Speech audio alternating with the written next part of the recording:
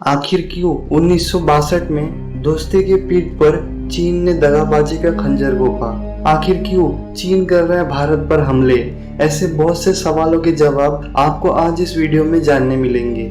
Mysterious line पर आपका स्वागत है। Let's explore.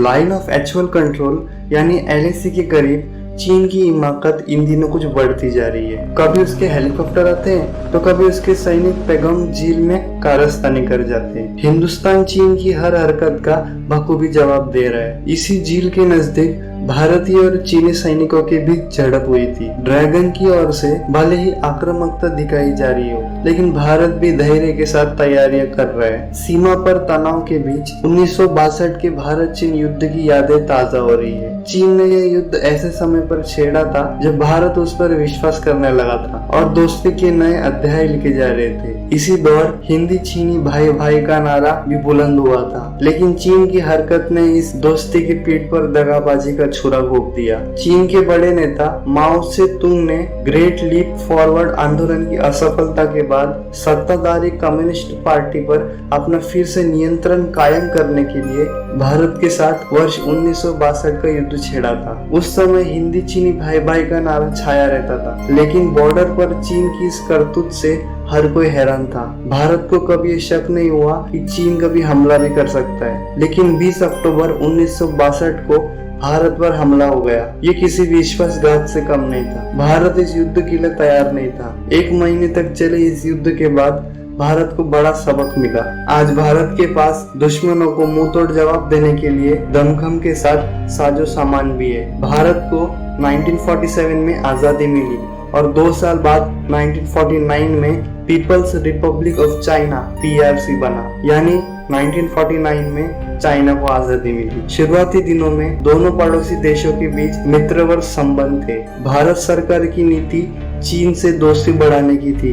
जब चीन दुनिया में अलग थलग पड़ गया था, उस समय भी भारत चीन के साथ खड़ा था। जापान के साथ किसी वार्ता में भारत सिर्फ इस वजह से नहीं शामिल हुआ क्योंकि चीन वहां आमंत्रित नहीं था। 1954 में भारत चीन के बीच शांतिपूर्ण संबंधों को लेकर पंचशील समझौता हुआ। इस समझौते के तहत भारत ने तिब्बत में चीन शासन को स्वीकार किया। पूर्व प्रधानमंत्री जवाहरलाल नेहरू ने हिंदी चीनी भाई भाई का नारा दिया, मगर 1959 में दलाई लामा के भारत में शरण लेने के बाद दोनों देशों के संबंध में तनाव आने लगा। यही भारत चीन युद्ध की बड़ी वजह बना। भारत चीन एक बार फिर से सीमा विवाद को लेकर आमने सामने। दोनों देशों के बीच तनातनी का माहौल बन गया है। ये इलाका लद्दाख में वास्तविक नियंत्रण रेखा के पास है। लगातार खबरें आ रही है कि चीन नियंत्रण रेखा के पास अपने सैनिकों की संख्या बढ़ा रहा है। भारत चीन का इस तरह ऐसे एक दूसरे से उलझना कोई नई बात नहीं है। दोनों बार बार अलग अलग इलाकों में इस तरह के विवादों में उलझ जाते हैं। इन विवादों के पीछे की आखिर असली वजह क्या है? भारत चीन के साथ 3488 किलोमीटर लंबी सीमा साझा करता है। ये सीमा जम्मू कश्मीर,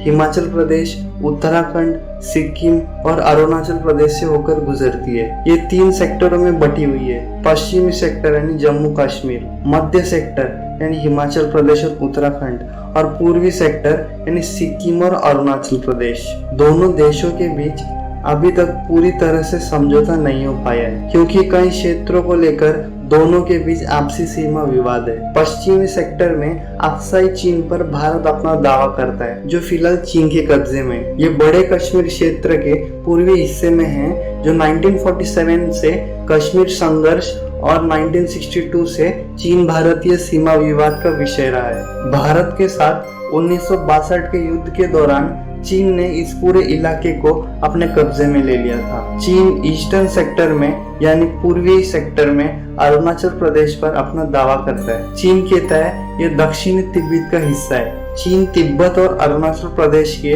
बीच के मैकमोहन रेखा को भी नहीं मानता। वो कहता है कि 1914 में जब अंग्रेज भारत और तिब्बत में प्रतिनिधियों ने यह समझौता किया था, तब वो वहाँ मौजूद नहीं था। दरअसल वर्ष 1914 में तिब्बत एक स्वतंत्र पर कमजोर मुल्क था, लेकिन चीन ने तिब्बत को कभी स्वतंत्र मुल्क नहीं माना। 1950 में चीन ने तिब्बत को पूरी तरह से अपने नियंत्रण में ले लिया। सो बात की एक बात यह है कि चीन अरुणाचल प्रदेश में मैकमोहन रेखा को नहीं मानता और अक्साई चीन पर भारत के दावे को खारिज करता है। इन्हीं कुछ वजहों के चलते भारत और चीन के संबंधों में आपसी तनाव बढ़ते जा रहे हैं। अगर आपको ये वीडियो पसंद आए तो उसे लाइक करें, अपने फ्रेंड्स के साथ शेयर करें और अगर आपको कोई क्वेरी है तो कमेंट कर मुझे जरूर बताएं। मैं हर हफ्ते आपके लिए वीडियोस लाता रहूंगा। नीचे दिए गए सब्सक्राइब बटन को क्लिक कर बगल वाली घंटी दबाना मत भूलना। अगर आपके पास थोड़ा और टाइम है तो स्क्रीन पर दिए गए वीडियो पर क्लिक कर उसे भी देखिए।